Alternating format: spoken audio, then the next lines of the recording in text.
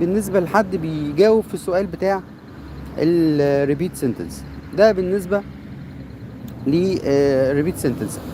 نصيحة تانية حابب اقولها برضو من خلال تجارب ومن خلال ان احنا برضو يعني اتبهدلنا في الامتحانات دي.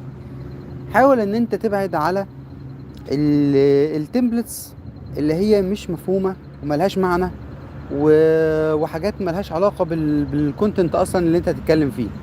ده بيبان معاك في ايه؟ في اسئلة كتير بتلاقي ناس تقولك اعتمد على تمبلت فيها علشان آه تقول شوية كلمات، يبقوا الكلمات دول كومون هيتقالوا، وهتحشر شوية كلمات في النص او شوية حاجات في النص.